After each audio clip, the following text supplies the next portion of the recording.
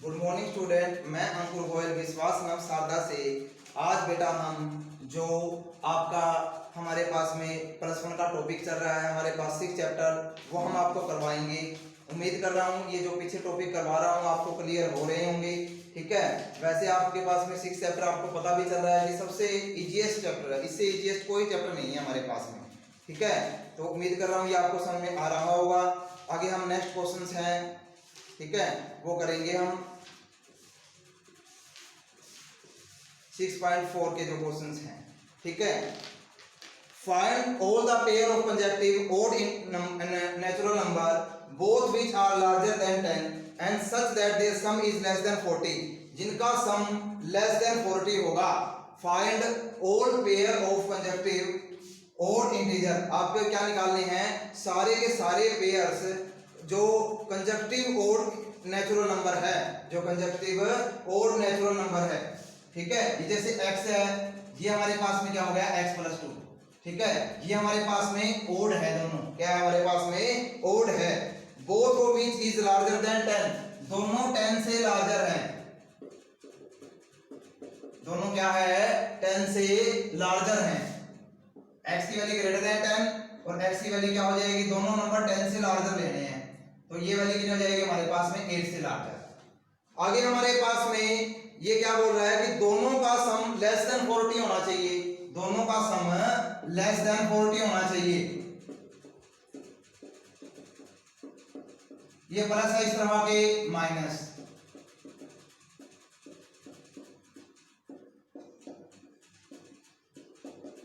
x की value क्या हो जाएगी लेस देन 90, कितनी वैल्यू रहेगी हमारे पास में लेस देन 90, क्योंकि दोनों का सम लेस देन 40 होना चाहिए। तो 2x प्लस में कितना हो गया 2। ठीक है, 2x प्लस में 2 लेस देन कितना होगा 40, ये प्लस है इस तरह की क्या हो जाएगा माइनस। x की वैल्यू क्या हो गई 19 से छोटी, कितनी हो जाएगी हमारे पास में 19 से छोटी। अब हमें ऐसी वैल्यू लिखनी है जैसे 10 से ग्रेटर, ये सारी कंडीशन फुलफिल होनी चाहिए। 10 से ग्रेटर, 10 से ग्रेटर ओड नंबर कौन सा होता है 11, कितना होता है हमारे पास में 11। अब 10 से, अब 8 से ग्रेटर नहीं ले सकते हम, क्योंकि इस सभी कंडीशन ट्रू होनी चाहिए, समझ रहे हो ना बात को।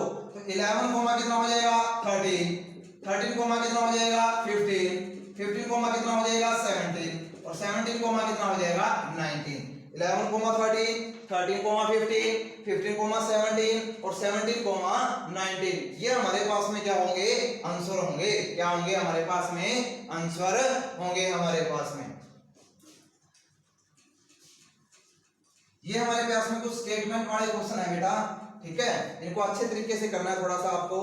The marks obtained by a student of class 11 in the first and the second terminal examination are 62 and 48.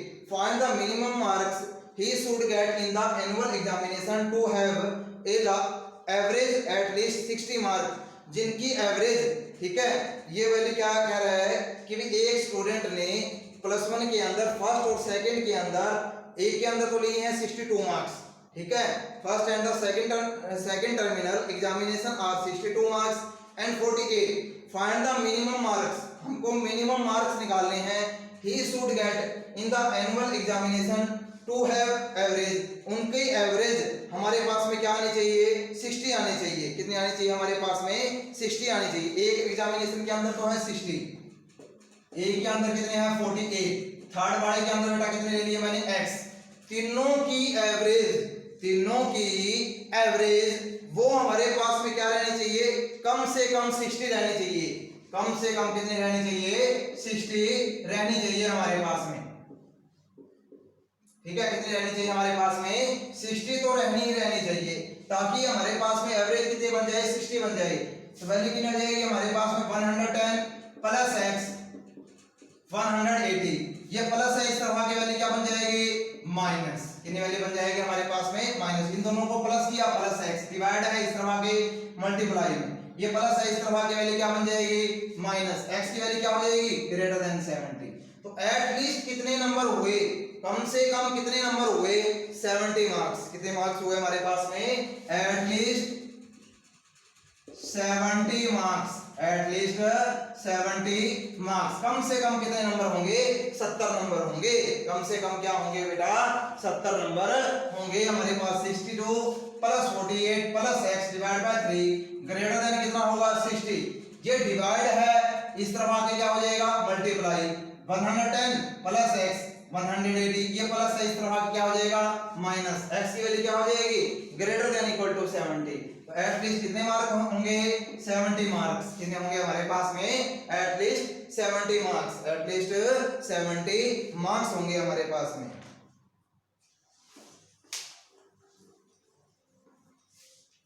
आगे नेक्स्ट क्वेश्चन है बेटा,